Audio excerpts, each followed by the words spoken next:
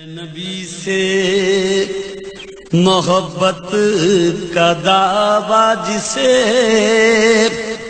ان کی اولاد سے دشمنی چھوڑ دے، گر شفاعت پیغمبر سے درکار ہے، ان کے اغیار کی دوستی چھوڑ دے۔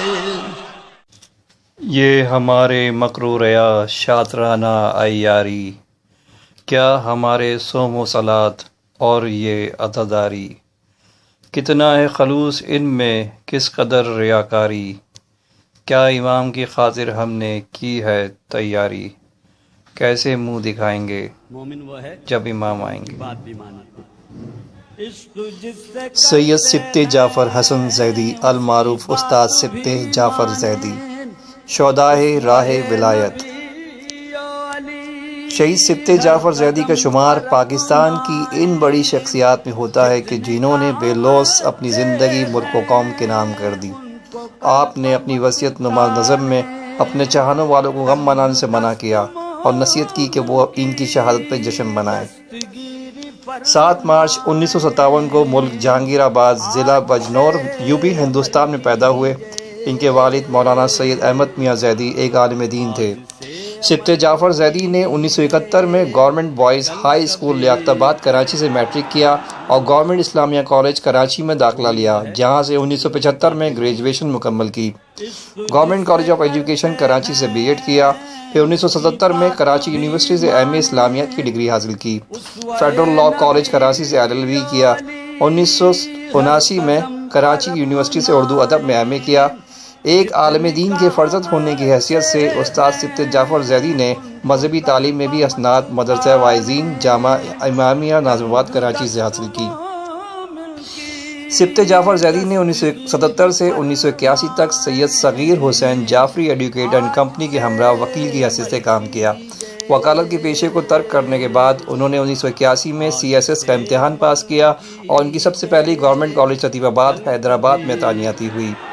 نومبر 1981 میں ان کا تبادلہ گورنمنٹ ڈگری کالج لیاقت آباد میں ہوا، جہاں وہ اسلامیات، مطالعہ پاکستان اور اردو ادب کے مضامین پڑھاتے تھے۔ 2010 میں انہیں اسی کالج کے پرنسپل کا عہدہ ملا۔ پروفیسر سبط جعفر زیدی ہمہ جہت شخصیت کے مالک تھے۔ انہوں نے بحیثیت معلم قوم کے مستقبل کے معماروں کی تربیت کے لیے عملی طور پہ بہت سے اقدامات کیے جو اب ہمیشہ ان کے نام سے ہی وابستہ رہیں گے۔ ادارہ ترویج سوزخانی۔ پروفیسر سبط جعفر زیدی ادارہ ترویج سوزخانی کے بانی تھے۔ یہ سوزخانی کی ترویج و ترقی کے لیے ایک بین الاقوامی آرگنائزیشن ہے جس نے سوزخانی کی بقا اور ارتقاء میں بہت اہم کردار ادا کیا۔ JDC۔ استاد Sibt Jafar Zaidi JDC Jafaria disaster management cell کے فعال رکن اور بانیوں میں سے تھے۔ انہوں نے بہت سی کتابیں لکھی۔ مطالعہ پاکستان برائے انٹرمیڈیٹ، سوشیالوجی برائے بیچلرز اور ڈگری کلاسز سال 2، نشان راہ، ذات راہ حجاج کے لیے رہنما کتاب، منتخبات نظم و نثر ان کی مذہبی شاعری کا انتخابی مجموعہ ہے۔ صوت علوم و فنون اسلامی بستہ سوزخانی کی رہنما کتاب ہے۔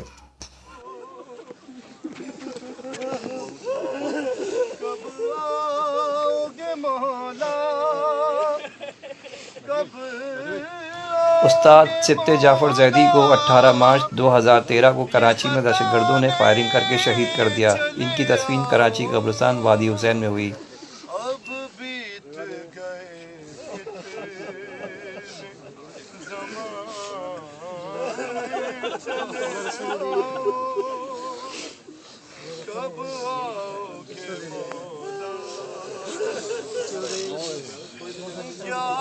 امام کا ضرور تو ہونا ہے۔